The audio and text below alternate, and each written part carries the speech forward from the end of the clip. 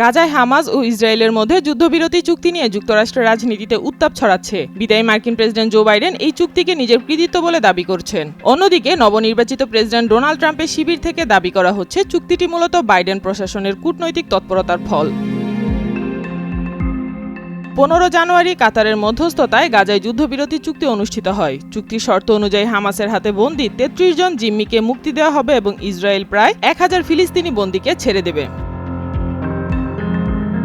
যুদ্ধবিরতি চুক্তির প্রক্রিয়ায় ট্রাম্প প্রশাসনের মধ্যপ্রাচ্য বিষয়ক দূত স্টিভ উইটকফের ভূমিকা গুরুত্বপূর্ণ ছিল। তিনি ইসরায়েলের প্রধানমন্ত্রী বেনিয়ামিন নেতানিয়াহুর সঙ্গে একাধিকবার বৈঠক করে চুক্তির বিষয়টি এগিয়ে নেন। অন্যদিকে বাইডেনের মধ্যপ্রাচ্য বিষয়ক উপদেষ্টা ব্রেট ম্যাকগার কাতারের আমিরের সঙ্গে যৌথ আলোচনা করেন।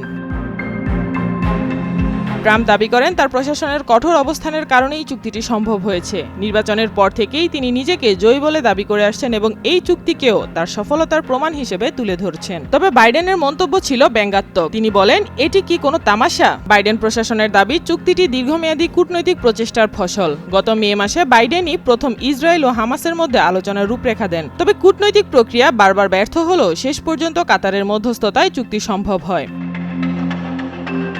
হোয়াইট হাউসের press secretary Karine J Pierre বলেন, ইতিবাচক খবরের কৃতিত্ব নেওয়ার চেষ্টা সব পক্ষই করবে, তবে সত্যিকার অর্থে বিদায়ী প্রেসিডেন্ট বাইডেনই এই চুক্তিকে সম্ভব করেছেন।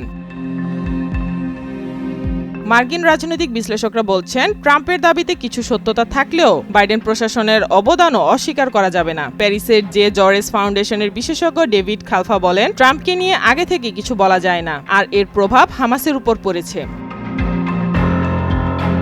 গাজায় যুদ্ধবিরতি চুক্তি ইসরায়েল ও হামাসের জন্য গুরুত্বপূর্ণ।